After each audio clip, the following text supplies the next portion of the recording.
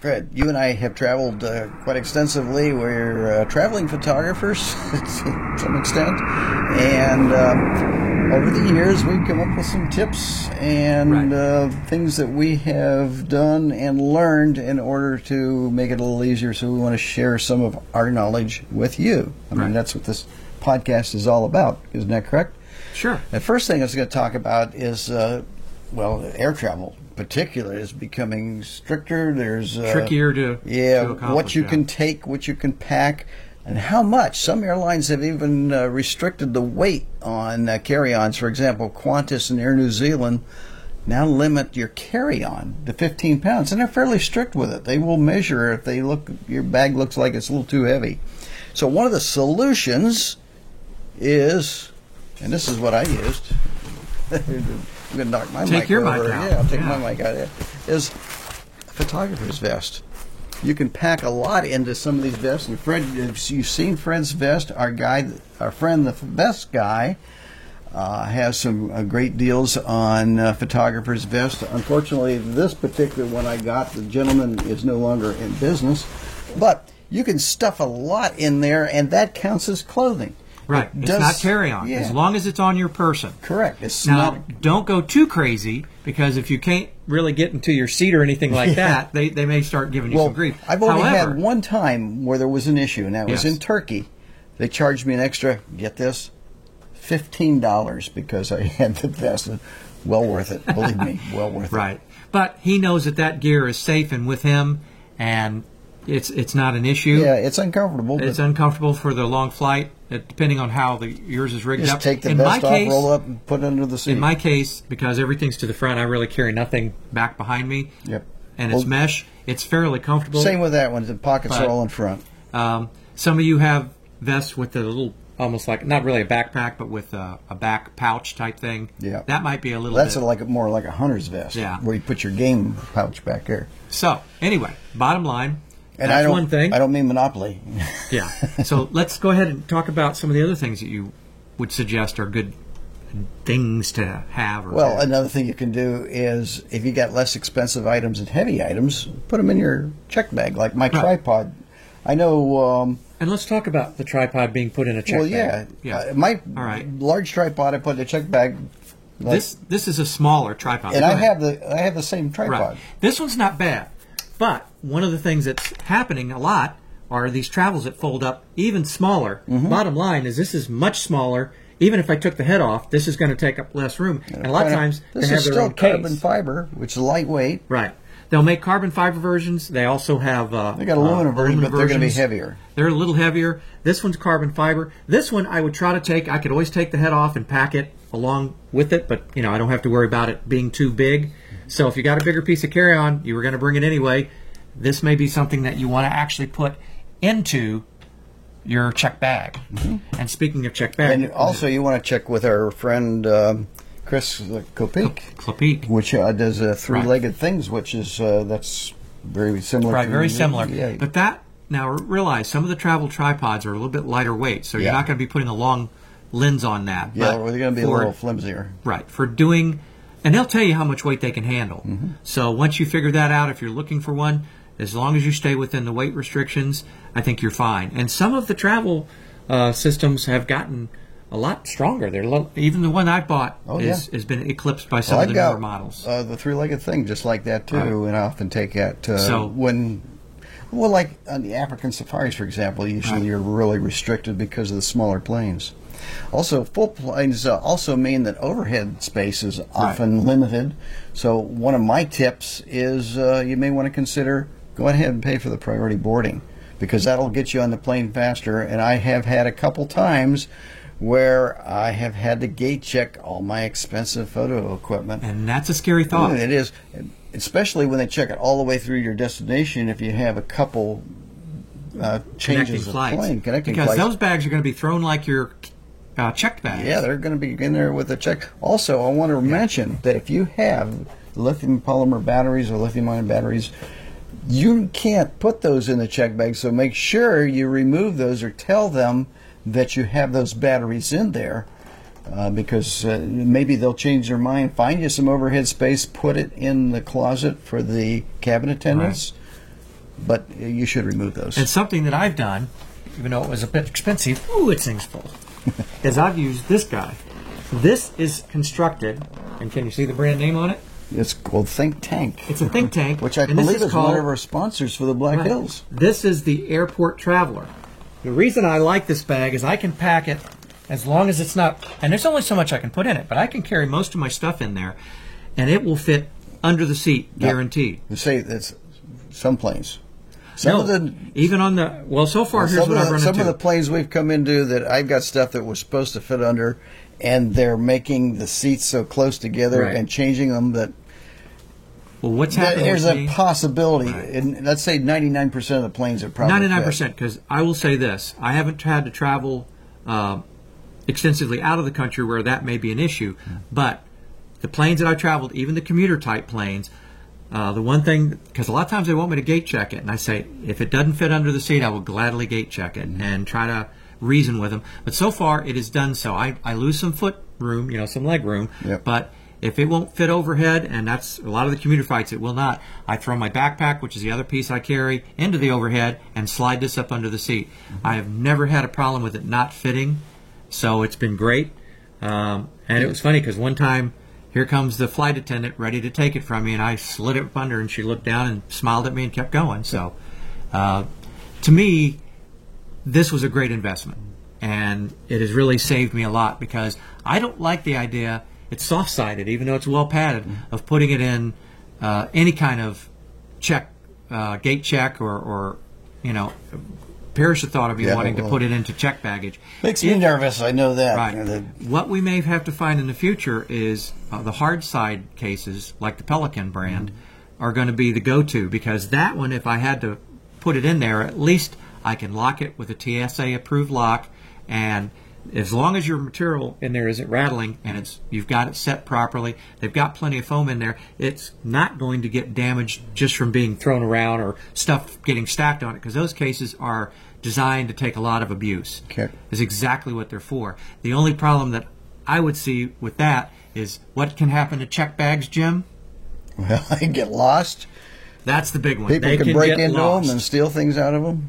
If you use the TSA lock, only the people in the baggage handling and the TSA people I've been would have keys to them. Lucky I have yet, knock on wood, to have, anyway, of all the travel I've done, I have yet to have luggage lost. One time we thought it Right. was somebody picked it up by mistake and Exactly. brought it back. But If you are going to check any of that, or think that you may have to gate check it, but you know that your bag is up to the task, I would suggest insuring your contents, insuring your camera gear. That way, Oh, if yeah, any damage definitely. happens, you have a good chance. And if it's the type of insurance that's out there for photographers, in many cases, you can get a replacement very, very quickly for it. Because if we're going to a workshop to either attend or to teach, wow, we can't afford to not have gear. yeah, and that brings me into the next thing. Okay.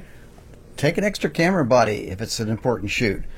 On 2 occasions, I've had my primary camera quit working. I was once in Costa Rica and once in Mongolia. So, yeah, it's good to have an extra body with you. I always say I have Right. a 5D and a 7D. Another reason I have that is I have my 5D, which is a full frame. That's great for landscapes. My 7D is an APS-C, and that's great for wildlife. Also, only bring the lenses you need. For wildlife, you want to pack your longer lenses. For landscapes, pack your wider lenses. Okay. You got it. Also, bring a lot of memory cards, as many Yeah. as you, and they make really nice ways to hold them, the little wallets and whatnot, Yep. where you can put plenty in there.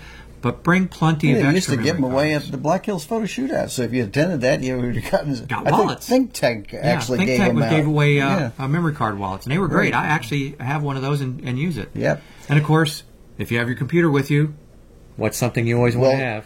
Well, my particular computer, I assume you're talking about batteries. Not just batteries, but Oh, you're Portable talking hard about drives. portable hard drives. Yeah. Yeah. Well, before you get the extra batteries I mentioned for your camera and battery chargers, don't forget your battery chargers. Oh, and, gosh, yes. Yeah. And, memory that's cards. the worst thing you can do. You get there with all kinds of batteries, all your memory cards, and you realize no charger. And at that point, you would pay a king's ransom for a charger, and sometimes you will, Yep. because they're going to be hard to find. Let Luckily, another fellow photographer may be able to help you out, and we've seen that happen. Maybe if you're lucky, but Yeah, if you're by but- yourself. You know, it's Well, tough. we were talking about the backups. Let me talk real briefly about how I go about protecting my images when I'm out there. So I take, when a card fills up, I have 2 portable drives with my computer, and I make 2 backups, one on 2 different drives. Then I put that memory card away. Now, I'm not going to use that memory card again unless I absolutely have to.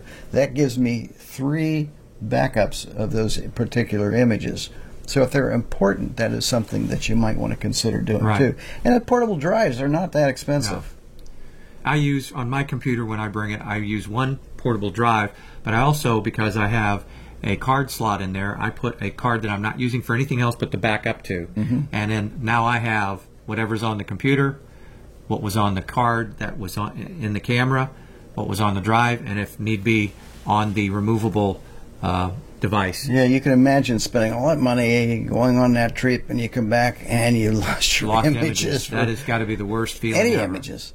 Another thing, and this is particularly true for foreign travel, is the power supplies. Right. Because a lot of countries in Europe, particularly, Don't are use 110. on 220 or 240. One of the things that I've been doing is you can get these at Home Depot or probably Menards or Lowe's or Just about hardware Yeah. stores, Ace, any, It's- just about anything like that. it's a just a orange. It's very hard, and it's got 3 U.S. style plugs on it. Then I've also got these, which are adapters. The reason that I do these, which are a 2-pin adapter, because a lot of my devices have that third. I think these are called Type B Right, the connectors grounding. with the ground connector. That's Type A.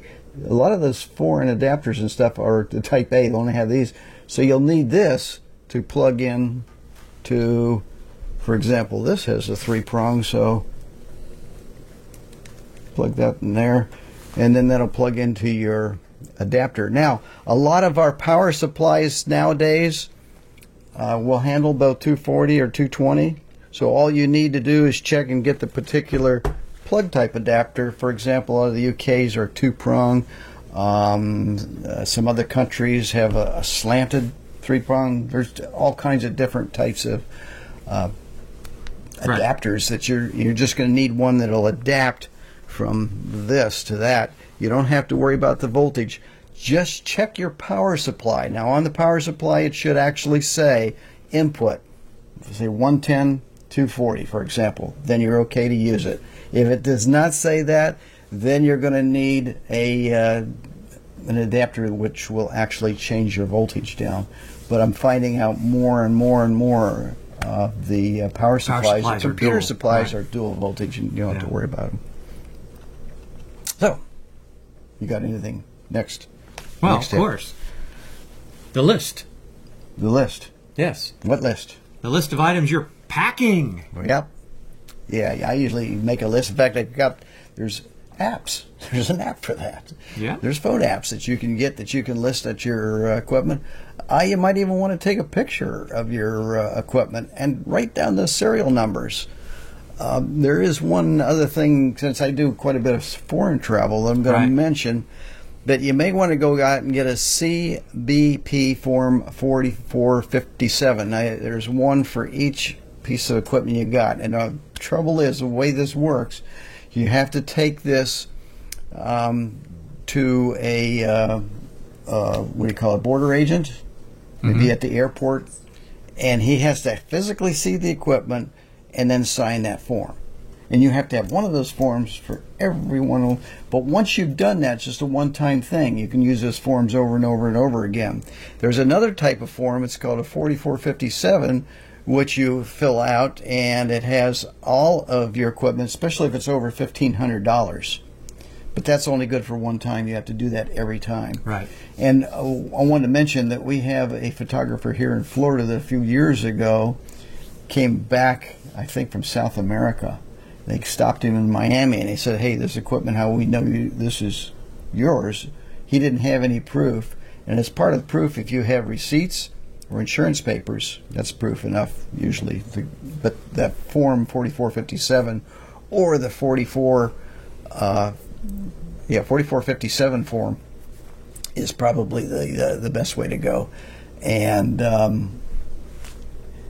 this poor guy, they took his equipment, and I don't know what it cost him, several $100s when he was finally able to prove it to have it shipped to his place in Orlando. Right. So it's something to consider. Well, anything else? We talked about removing travel insurance. Make sure you monitor the weather when you wherever you're going to, and make sure that you have adequate coverage. You know, if it's going to be rainy, you're going to want to make sure that you have rain gear for your cameras and equipment, as well as for yourself. And one thing I also forgot to mention about power. Can we reverse this just a bit? Back up just a little bit. Yes. Okay. Power strips. Power strips. These come in handy because a lot of these little motels and stuff you got just don't have enough power plugs, and you're hunting around. So I always bring one or two of these, or pick one up at my destination, so I can have plenty of space to charge my camera and drones and everything else. By the way, do not use one of these if you're on a 240 or a foreign, because these are for 110 only, and they've got some electronics in there. You'll burn them up. Right. If you're going to get a power strip like that, that's what you use this. Right. That's why you use this instead, or get one that's specifically for 240. There are some power strips that will switch power. Yep. Those are going to be more expensive. And also, you can get a voltage regulator that you can plug in first and plug that into it. Yeah. And that will also do it. That becomes more expensive, but folks, the first thing you don't want to do is plug into a different voltage in a different country and just burn out all your charging equipment. And I've had that happen with some of the travelers that are on my workshops, and unfortunately, even though I warned them, I sent email, I always put together a little thing and include pictures of these. Just go out and buy a couple of these, and they still end up. It happens. So don't blame us if you blow up your expensive charger in a Why would they country. call you Jim? I don't know. I hope they'd call me Jim. So it's one of those things where I imagine just be careful what you're doing. And you may have some tips. I'm going to say you have some tips too. Be sure to leave them in the comments. We'd like to share them with everybody if you have something that you particularly do. Most of what we said are really for if you're flying someplace, if you're in your car, go ahead and take everything. You know, you just pack anything it in that you there. can fit. Yeah. Unless you're taking a Roadster, which has almost no space. That's true. Then Fred knows that for sure. Then it may be you're packing very efficiently at that point. Yeah, I've had to hold all on my camera gear, just no clothing. I'll have to buy all my clothes when I get there. That's right. So anyway, please let us know, and we hope you enjoyed this. If you have questions, be sure to ask.